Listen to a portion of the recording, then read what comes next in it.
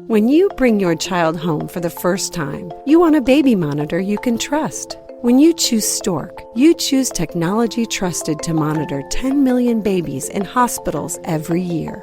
Stork continuously tracks your baby's pulse rate, oxygen saturation, and temperature. Visit MassimoStork.com to learn more. Stork, a revolutionary baby monitor, is born. Stork is not a medical device. Read and understand all product labeling. Massimo data on file. Moms and dads, I bet you can relate to this email. Kirk, my son is just like the kids you described in your podcast. He comes home feeling defeated after school, feeling like he isn't smart. But I got him Crunch Labs and he loves it. Building the new toy and watching Mark Rober makes him feel smart. And then he explains, talking a million miles a minute, like our kids do, all the cool science facts he's learned. It's like I get my real kid back when he's building his Crunch Labs toy. And that is exactly why I was so psyched when my niece first told me how her son loves Crunch Lab. Confession, this is the one sponsor I wanted more than any other because it's such a perfect fit for our kids. So go to crunchlabs.com/calm and you'll see why. Crunch Labs is a STEM monthly subscription build box for kids. Your kids get a really fun toy in the mail every month. And what kid doesn't love that? And then they put it together by watching a step-by-step video from former NASA engineer Mark Rober, where he teaches all the cool physics that make the toy work. Mark's passion is helping kids think like engineers. And this helps your kids develop resilience and problem-solving skills while having a ton of fun. Get your kids something they will actually love, use, and look forward to getting all throughout the coming year. Build your child's confidence now. Visit crunchlabs.com/calm and get your kids Crunch Labs today. Hey everybody, this is Kirk Martin, founder of Celebrate Calm. You can find us at celebratecalm.com. Hey, just wanted to share with you today some insight into what your kids are thinking, what's really inside of them. And this kind of came out while I was speaking on this last trip. And we have an awesome opportunity because we are on the East Coast. We're in the middle of the country in Kansas City, down to Arkansas, to Dallas, all the way to California and the West Coast. And so it gives us a really unique insight because we get to talk to parents all over the country, big cities, little towns, wealthier people, poorer people, middle-class people, blue-collar, white-collar, everybody, religious people, non-religious people. And you get to see kind of all across the country, parents struggle with the same exact things, no matter what kind of home they come from, what kind of neighborhood they're in. We all struggle with the same thing, especially with strong-willed kids. And what becomes very crystal clear is that our anxiety as parents is our biggest enemy because we keep, if you keep lecturing, if your kids can't live up to your potential, if you keep getting on your kids and micromanaging them, they will shut down, they will resist, they will give up, they will become defiant. Right? And it just happens. And it's just driven home. I got a really cool email. One of the best parts of traveling is we get to speak to so many people, but also a lot of men. My dads come out to the workshop, so I just got this email from a dad, and he's like, hey, one of those skeptical guys you talked about, right? Like, I'm not going to come and, my son's just difficult. He needs to change. And dad said, I was kind of that guy that you talked about who comes home from work and there are Legos all over the floor and everything's kind of out of order and the kids aren't listening. And we're sitting at the dinner table and my son can't sit still and I get on him. And he said, it just does this every single night. And what I realized when you were speaking, this is what dad's saying is, you're right, because at work, at the office, when things aren't working, I immediately think like, okay, we need to change our strategy, our tactics. Let's look at this from a fresh perspective. But at home, I kept doing the same thing again and again and again, hoping that one day my kids would listen.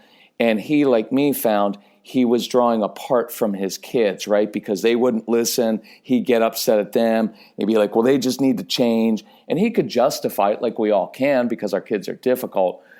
But he said, I went ahead, I bought your package of CDs, started listening to them, and he said, I have to admit, they're really good and they're helping. So here's the one thing he passed on that I wanted to pass on.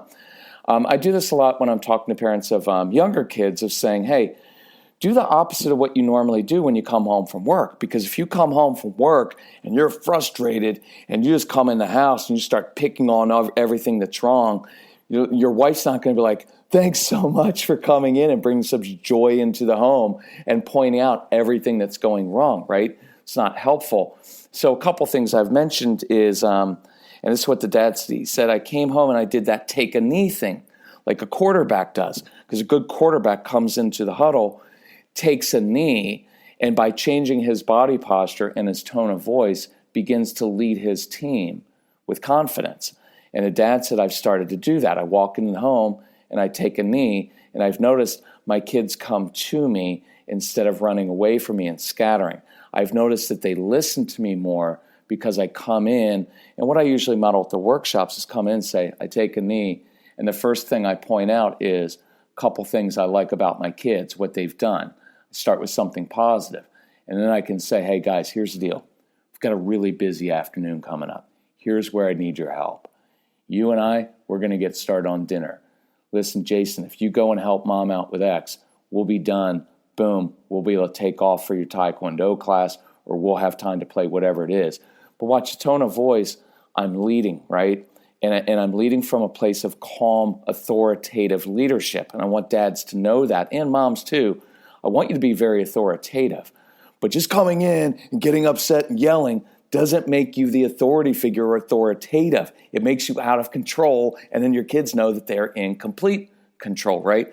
I've used this example as well. With this dad, what he talked about was calming his kids down, that all he ever did before was, you guys need to calm down. Stop it right now or else. And everybody used to get more upset.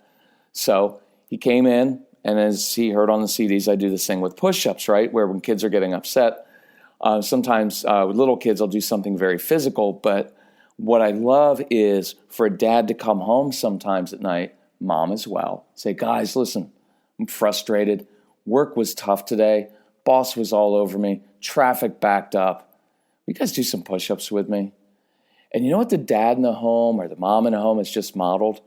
When I have a bad day, when things don't go my way, when I'm frustrated and irritated, instead of slamming doors and yelling, my dad does push-ups.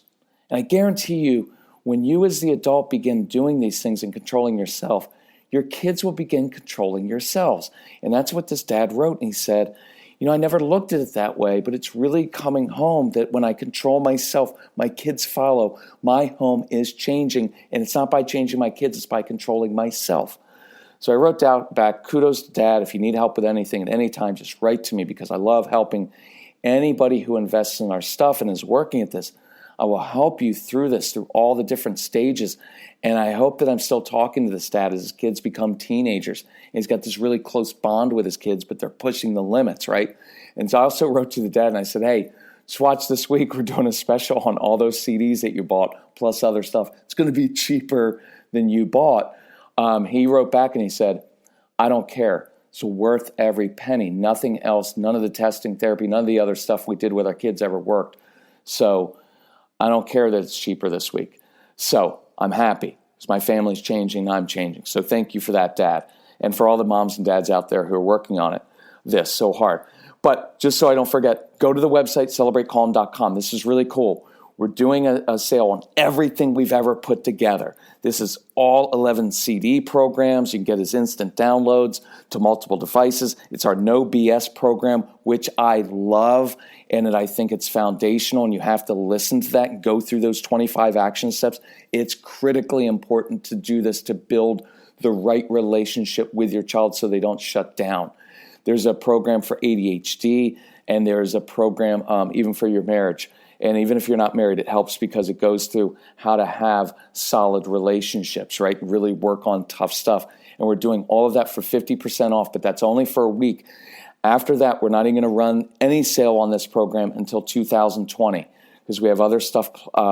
It's just a big sale that anyway, it's 50% off. Go to the website, find it. If you need some help with it, email my son Casey, Casey, at celebratecalm.com. It's really cool, but we're only doing it for a week.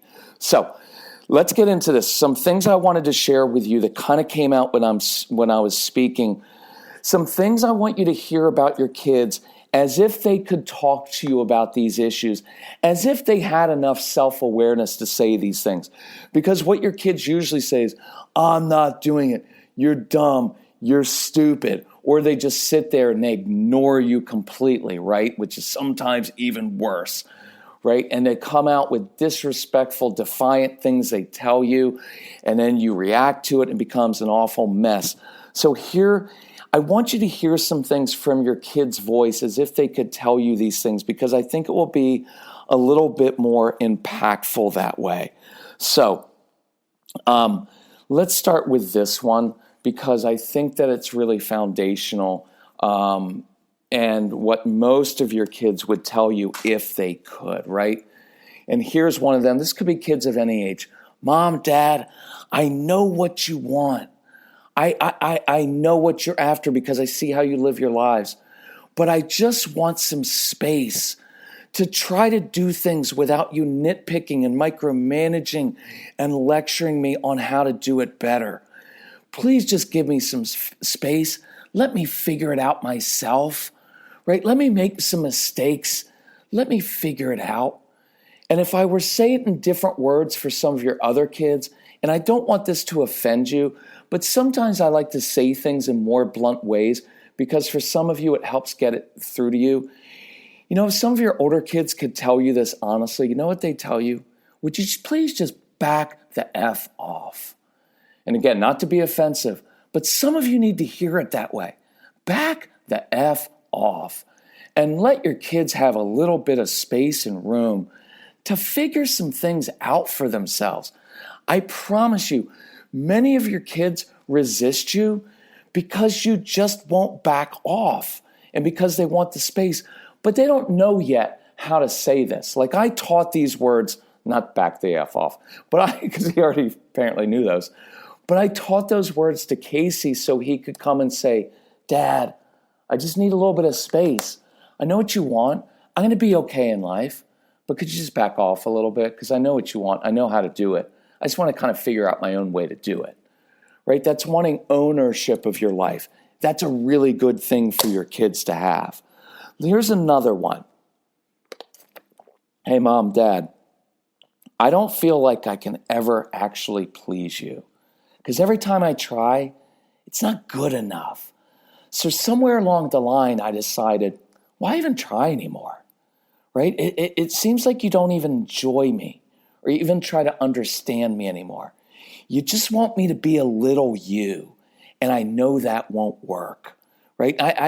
Look, I really want you to drill down on this one a little bit because as I was kind of fleshing that out, that's what's happened, hasn't it? You've stopped enjoying your child. You stopped really having a relationship with your child because you've gotten so consumed with making sure that your child is doing X, Y, and Z exactly the way you want it. Or you've just gotten consumed with them doing X, Y, and Z. Because some of you are happy with just like, as long as you're doing anything, I'm good with it. But along the way, you stopped actually enjoying and having a relationship with that child. And that child became a project to you. Someone you need to manipulate in a way. You won't call it manipulation because you're just trying to get them to do things a certain way. But what you're really doing is trying to manipulate that child, figuring out some special word or consequence that's going to get through to your child so that they actually just do what you want them to do.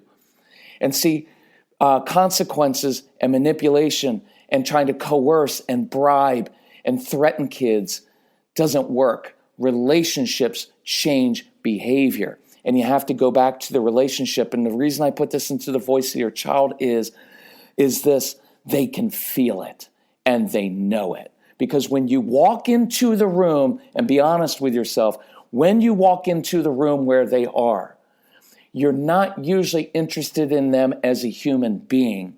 You're interested, your agenda is to get them to take out the trash, to do their homework, to have a good attitude, to do something, to make a good choice, to change something that they're doing. You have an agenda, and that's become the sole focus of your job as a parent right now is to get your kids to do certain things. And I know why you do that, because you love them and you want them to be successful in life, and you know how to be successful in life. You want them to listen to you. But watch, along the way, they've messed up your agenda. And now everything's about your agenda. It's about your own anxiety as a parent, because you don't see them living up to their potential. You don't see them doing what you want them to do. All of this is your issue, by the way. It's your anxiety you have to control.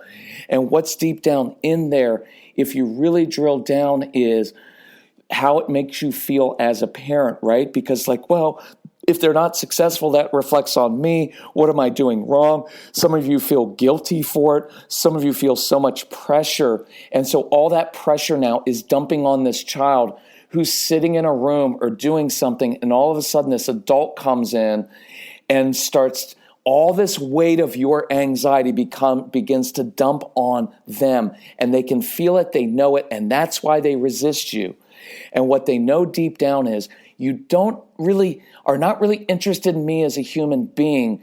I've just become someone that you want to, in a way, control and influence and manipulate in some way. Does that make sense? I guarantee that's what's happening in a lot of your homes. And look, if someone did that to you, you would resist as well. And that's why your kids are resisting. That's why we say the quickest way to change your child's behavior is to first control your own and to control your own anxiety, right? That's what I want from this. See if this makes sense. Let's go to even like a toddler, right? Let's say a toddler could actually speak, because we're at the last workshop we were at, we had this happen. I've had this really good mom and dad, and they have a 4-year-old son. And you can see it happening already at age 4, where the dad is coming home from work and the son's not doing what he's supposed to be doing. And the mom started to cry as I started to talk to her husband about this, because what the mom sees is this relationship is already going downhill, because this guy needs a lot of order and structure in the home. And this is not limited to guys. Moms, you're the same way.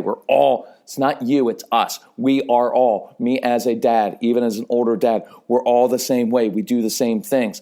But this dad is starting to destroy his relationship with a little toddler, because the toddler isn't being effective and productive and efficient at his 4-year-old job. And so the dad is already projecting out into the future. Well, if at age 4 he can't do X, how is he ever going to be successful as an adult? That's part of it. The other part is, at age 4, kids, they're irritating because they leave stuff all over the place and they're not efficient. And dinner time's not a lot of fun all the time, right? Because you got to sit still and it's irritating the dad. And instead of controlling and changing himself, the dad's trying to change the 4-year-old. And I know where this is headed. So does the mom. So she was actually crying right in front of her husband as I was talking to the dad about this with great compassion. Dude, you got to chill a little bit with this. You got to step back or you're going to ruin this relationship, right? Both with your toddler and with your wife. So a toddler would say to you, look, this world is all new and fascinating to me. Everything's interesting. It draws me. I feel compelled to explore, to bump my head, to try new things, to experiment. But it's like you want me to somehow fit into your grown-up world because you can't deal with my disorder. And I know you're telling me I'm rebellious. No, I'm just learning and I'm curious and I'm exploring. Please don't rob me of my childhood. Don't rob me. I'm 4, I'm 3, I'm 5, I'm 7. Don't rob me of my childhood, right? And I'll add this to it, if your kids could say this. You were able to do all these things. You were able to go outside and explore with no adults around and do all these things, but you won't let me do the same things that you were able to do. Parents, this is very true. When we were kids, we had a lot of space in our lives to explore. Our parents did not micromanage us, unless some of yours did because they were terrible, and you resent them for it, right? But most of our parents, they weren't actually that involved. They just let us go do stuff because here's what they knew. We're raising you in a good home. We're modeling good behavior for you. And we figure at the end of the day, you'll figure your stuff out and you'll turn out okay. And you know what the truth is? 95% of us, we turned out okay. And we're not even giving our own kids the same opportunities that our own parents did. We're not. And we're robbing our kids of their childhood. And I want you to hear it from the toddler's voice. Please don't rob me of my childhood. I need to be innocent. I need to play. I need to explore. Stop shoving homework down my throat when I'm 6 years old, right? Because you didn't do that, but now you're wanting me to do it, right? And stop robbing me because of your own false expectations. Please don't crush my spirit because of your anxiety, because that's not right. Please hear that. Here's another thing that I want you to hear. Listen, Mom and Dad, I don't wake up every day thinking, how could I get in trouble more and get everybody around me to be irritated, hate me, and lose all my stuff? Right? I guarantee they're not waking up thinking, what are 5 different ways I can get in trouble and cause? It seems like they are because they're in trouble a lot. That's not what's happening. If they could tell you, they could say, I'm not just trying to be difficult. It's just like everything is difficult for me because life feels like it's swimming upstream for me. School's hard for me. Going to school every day, sitting still all day long, memorizing information that's not important to me, that I probably won't ever use in life, memorizing information for a standardized test, arbitrary information that I don't care about is hard for me. I'm not always great at connecting with kids my own age because I'm better with older kids and adults, little kids with animals, kids my own age, I struggle to connect with them. That's hard for me. So my entire childhood is based on doing things I'm not good at doing. You put me out in the real world, I'm pretty awesome. But going to school and doing normal kid stuff, it's pretty hard for me. So it feels like I'm swimming upstream. And you, look, a lot of you as adults, you don't know what that feels like. And that's another reason I want you to listen to the Strong-Willed Child program and an OBS program and get that package so you can understand what your kids are going through. So you can understand, they're not, look, if they could talk to you, say, I'm not just trying to be a jerk in life. Have you ever stepped back and thought, it's not that fun to always be in trouble. I know that my mom doesn't like me sometimes, my dad doesn't like me, my brothers and sisters don't like me, and I know it feels like everybody's teaming up on me, and I know everybody's saying like, well, we wouldn't have to team up on you if you weren't so difficult. But I don't wake up every day hoping and trying to be difficult. It's just that things are difficult, and nobody ever slows down enough to actually listen to me and understand how difficult certain things are for me. So you misjudge my motives all the time saying, well, you're just being lazy. It's not that I'm being lazy. It's that certain things are really, really difficult and certain things I just don't care about. But when I do care about them, I can work really hard and I can focus well. But please stop misunderstanding me. Otherwise, I'm just going to shut down. Because it feels like you spend all of your energy trying to fix what's wrong with me. What would it feel like for you, Mom or Dad, if every day you went to the office and everybody just tried to fix what's wrong with you? Because no one notices the positives. Nobody notices what I'm doing wrong. And how would you feel if every day everybody picked out every single thing that you did wrong? Because I go to school and that's what happens. And I come home from school and that's what happens all evening. So from morning to midnight, here's what life feels like for me. Something's wrong with you because you're not living up to anyone's expectations. So we're not even going to enjoy you as a child anymore. We're not even going to have a relationship with you. And watch, it becomes very conditional. We're not really going to have a good relationship with you until you begin to start behaving better, applying yourself, doing better in school, living up to our expectations. If we're honest with ourselves, that's what it's devolved into. And I know because that's how it was with my own son. He became a project, a a thing that I had to, in a way, try to manipulate and control and change so that he could satisfy my own anxiety. And along the way, I stopped enjoying my son.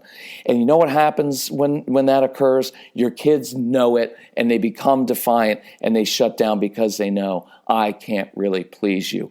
I want you to work on yourself. I promise you, if you change yourself, your kids will change, and you'll begin to understand them. You'll know how to motivate them. You'll know how to discipline them in ways that don't erode the relationship. Look, good discipline will ultimately lead to a more trusting relationship with your child. Your kids want your discipline. They need your discipline. They need the boundaries, but they don't want it the way that you do it now because it's too arbitrary, and it feels like you're just trying to manipulate and control them. So do it differently. Focus on the relationship, and above all, focus on controlling yourself first. I promise you, I can show you how to do that. I encourage you, go to celebratecalm.com. Look under the products page. You're going to see we're not doing a coupon code. We're not making you do any extra work. On the website for the next week, we have this program where it's everything we have ever recorded and created, all of the workbooks, all of the insights, all of this. We will show you in great detail in very practical ways, like that dad said. This is very practical stuff that you can do. It will change your home. It will change your relationships, and then it will change your child's behavior, but it begins with you. I encourage you to do that. Keep working at this. If we can help you in any way, if we can help you emotionally with your kids, financially, reach out to us. We will help you. Email Casey, Casey, at celebratecalm.com. That's my son. He understands all of this, and he will help you walk you through this. I will walk you through this. Our phone number is 888-506-1871. For those of you in Northern Virginia, we're coming your way next week, and then we go up to Michigan for a foster care conference, both in the western part of the state. We're going to be in Grand Rapids, and then we're going to be talking to parents outside of Detroit. So look that up on the website. You can come out and join us. Thank you all for being good parents. I know this is hard stuff. I know I hit you pretty hard at times, but I know you can take it, and it's good for you to hear from the voice of a child how to change this stuff. Let's make the changes now. By the way, you know why we're doing the sale now? Because the holiday season is coming up, and it's going to get crazy. I want you to dig in now. Start doing this now. I want you to hit this so that by the time the new year comes, you have a new relationship with your child. If you're a mom out there and listening, let your husband know, this is what I want for Christmas. I want a new house. I don't want to have to manage your emotions. I don't want to have to manage everybody's emotions. I want to call home for Christmas. Let's do this. Hubby, forget shopping for all these different things for me. Get this for me. Let's get a new home. Let's work on this together. Get this for yourself. Some of you don't need to ask for something for Christmas. Get it yourself because you know nobody's going to get you what you want. That's called being assertive anyway. Anyway, love you all. If we can help you, just let us know. Thanks so much. Bye-bye.